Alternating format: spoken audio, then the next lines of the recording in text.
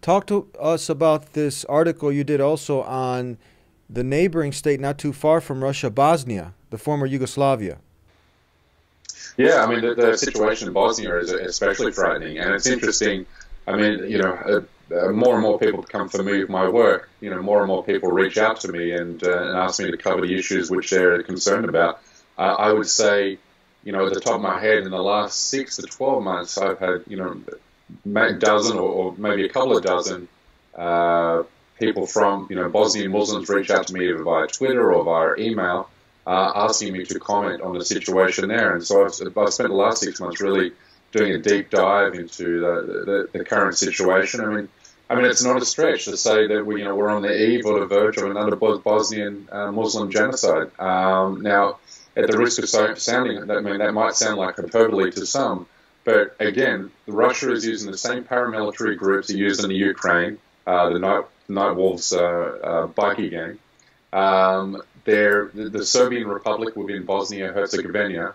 If you look at the leaders and the leader of that entity, that Bosnian-Herzegovina entity, they're openly talking about separating and creating either their own Serbian state or joining Serbia itself.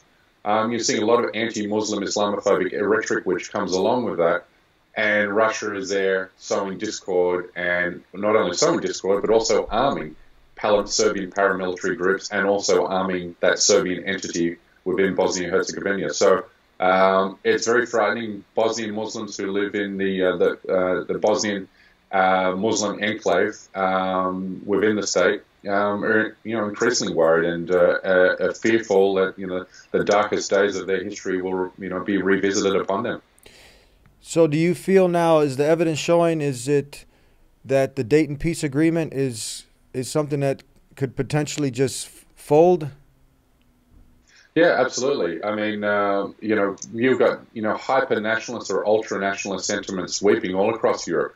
And so, Republic of Srpska has been no, stranger to that either. So where you have hyper-nationalistic sentiment, where you have a will for people to separate and self-determine and create their own states, at the expense of another minority or a neighbouring state, then dangerous things usually follow. So, the situation there is increasingly concerning.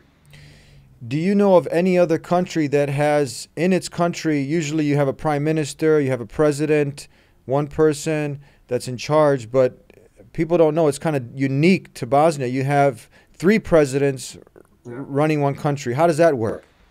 Yeah, well, you've got, basically it's one nation state, but governed by three, basically, protectorates within those states, or three, entities. You've got the Croat entity, the Bosnian Muslim entity, and also the Serbian entity. So, those, the people within each of those states vote for their own particular leader, but at the end of the day, you really only have one state.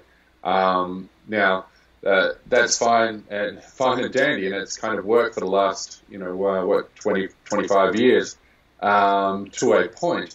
But the problem is now with the Serbian entity, Republic of Srpska, being on the border of Serbia, Serbia has made no secret of the fact that they would like to claim that territory as their own, and also, and thus why they're whipping up, separatist sentiment within that enclave.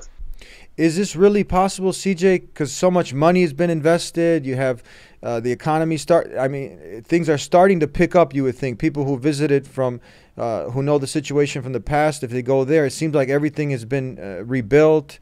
The things are functioning. Is this really something that's possible to happen again?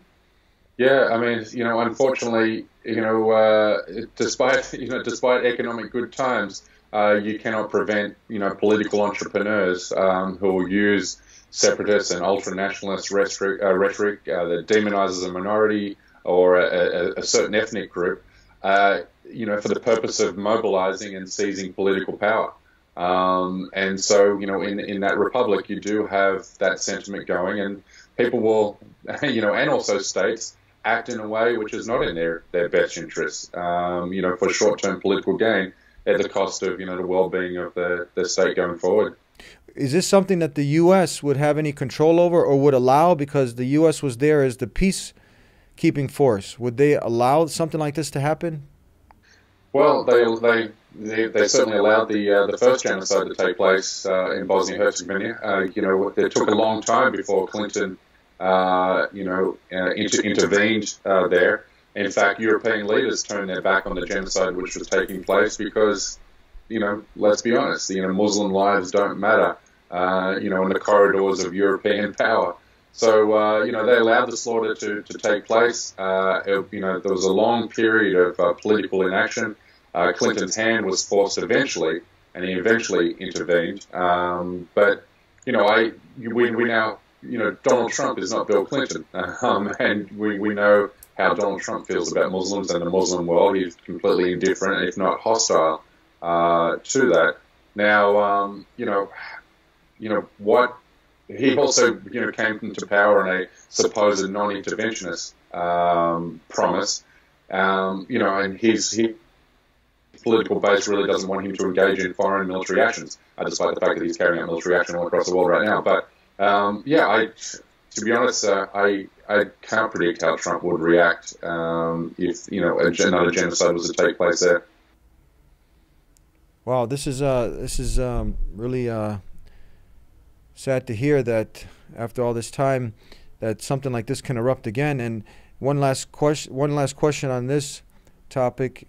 For the people that don't know, is it true that this was the greatest genocide that happened after World War II in Bosnia?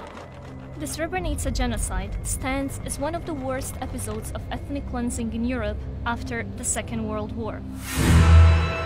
Over 5 days, 8,000 unarmed Bosnian Muslim men and boys were massacred by the Bosnian Serb military forces, while thousands of women were raped. By the end of the war, over 64,000 Bosnian Muslims were killed, half of them civilians. Around 50,000 women and girls were raped. Thousands were forced to leave their homes, the majority of whom never returned. Yeah, against Muslims there. Yeah, exactly. I mean, it was, European second Holocaust, or Europe's second Holocaust within the 20th century. Only, 40, 50 years after the Second World War. It's, those ill feelings, that communal and sectarian ill feeling remains in these states, but also it's being, fueled by these hyper-nationalist sentiments throughout the region. One more. I'm sorry, because you mentioned Holocaust, and that's something, obviously, this sad, tragic event that happened, and it's talked about so much in the essence that it doesn't repeat again. Why don't you hear much about the Muslim Bosnian Holocaust that happened against Muslims so it doesn't repeat again? Yeah, I mean, the words never again have rung hollow for a long time. We allow genocides to take place all across the world. I mean, what has the international community done to stop Myanmar's campaign of ethnic cleansing against 1.2 million Rohingya Muslims? It's done nothing. What is the international community doing against China's effort to ethnically cleanse up to 12 million Uyghur Muslims at the moment? Nothing. I mean, not only is the world, and you've got Rwanda and genocide, which certainly didn't have Muslims involved, but if you look at the track record of the international community stepping in to halt genocide where the majority of the population is Muslim, it hasn't been coming. We can also look at Syria. What has the international community done to halt, Assad's killing of and displacing of up to 12 million, mostly Sunni Muslims in Syria?